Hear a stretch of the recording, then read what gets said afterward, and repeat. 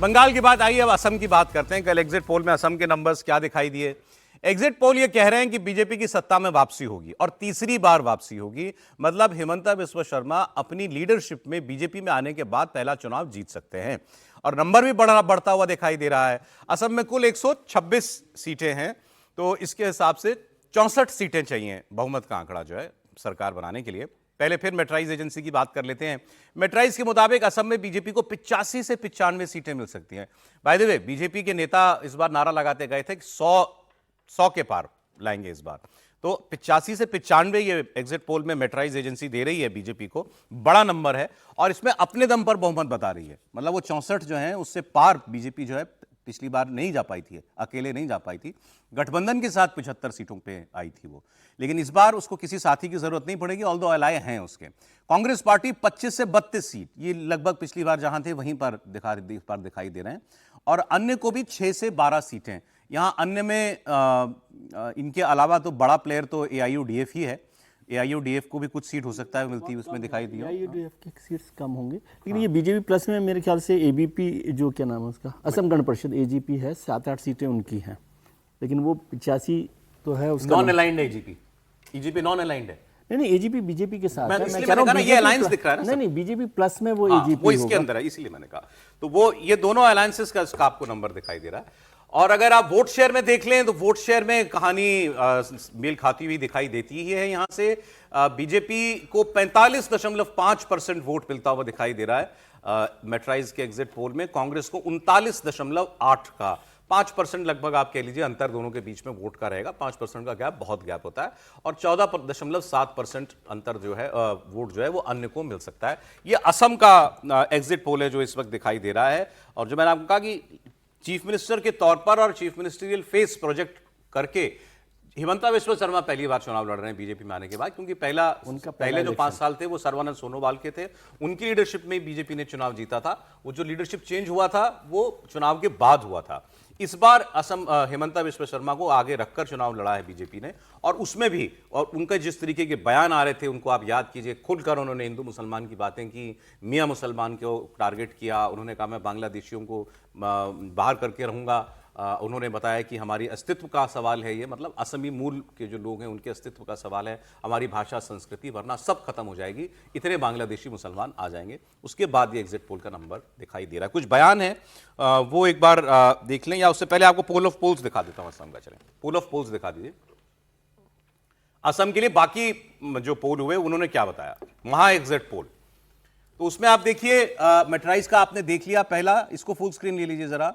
और दूसरा है एक्सेस माई इंडिया का। एक्सेस माई इंडिया कह रहा है, इसको पूरी स्क्रीन पे ले लीजिए प्लीज। 88-100 जी, 88-100 भाजपा, 24 से 36 कांग्रेस, पीपल्स पल्स 68 से 72, ये थोड़ा लोअर साइड पर है, लेकिन में फुल मेजॉरिटी बीजेपी गठबंधन को 22 से 26 कांग्रेस। बताने की जरूरत है पीपल्स पल्स ने तृणमूल कांग्रेस को सबसे ज्यादा सीट दी है बिहार में, बंगाल वेस्ट बंगाल में। पीपल्स पल्स वही है। वोट वाइब कह रहा है 90 से 100 भाजपा, ये सबसे ज्यादा दे रहा है, और भी अच्छा 100 के पार वाले 23 से 43 तक ये बता रहे हैं कि मिल सकता है कांग्रेस को। पीपल्स पल्स का सर्वे कैसा है ये? पी मार्क कह रहा है 82 से 94 भाजपा, JVC कह रहा है 88 से 101, चाणक्य स्ट्रैटेजी कह रहा है 88 से 98, पोल डायरी कह रहा है 89 से 101।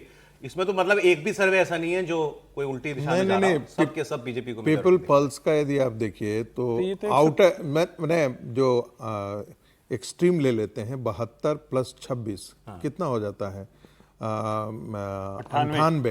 98 और +5 103, तो बाकी का और बाकी कहाँ गए? सर्वे ही फर्जी है, ये तो सर्वे ही फर्जी है। टोटल तो कहीं किया हुआ ये नहीं तो है। घर में बैठ किसने लिखा, जोड़ भी नहीं पाया। मान लेते हैं 1 मिनट के लिए, नहीं वो समझा नहीं होगा, एक बार दिखाइए जरा दोबारा। वो ये कह रहे हैं कि आप टोटल यदि दोनों 124 एक्सट्रीम है। ले लें टोटल नंबर का, टोटल तो 126 तो होना चाहिए ना। भाई कम से कम जरूरी है 124 तो होना चाहिए ना, 126 126 तो होना चाहिए ना।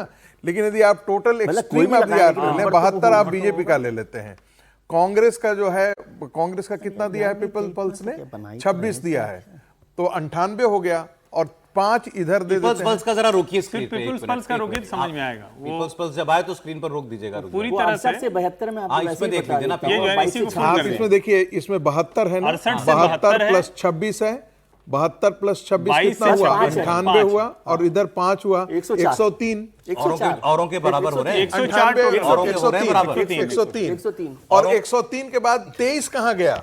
औरों का हो रहा है बराबर क्या? हाँ हाँ, और सबका होगा ना, आप जोड़िए बाकी ना। सभी का होगा।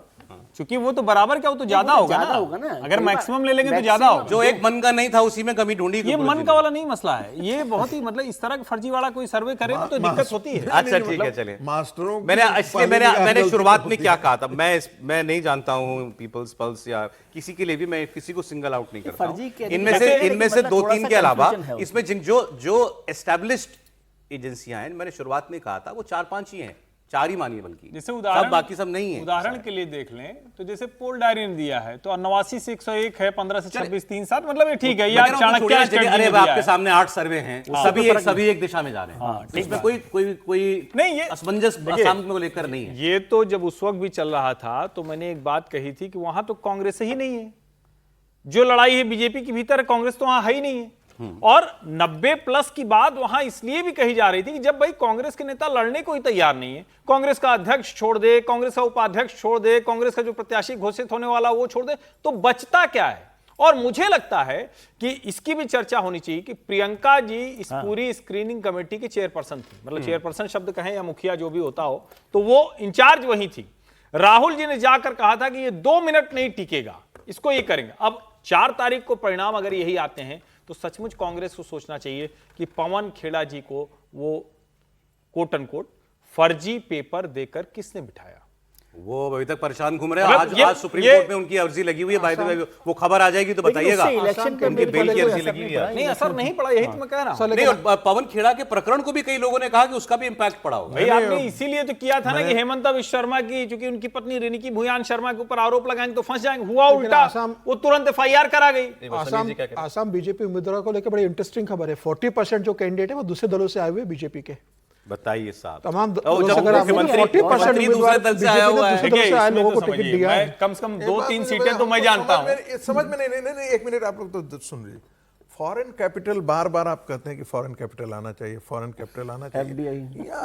FDI फॉरेन कैपिटल ही है ये, फॉरेन कैपिटल। अच्छा, मेरे पास बयान भी है। अच्छे लोग बाहर से आ रहे हैं, लेकिन ये बात असम उनको तो पर क्यों रखिए बोले? ना। आप तो बंगाल पे भी बोल सकते थे।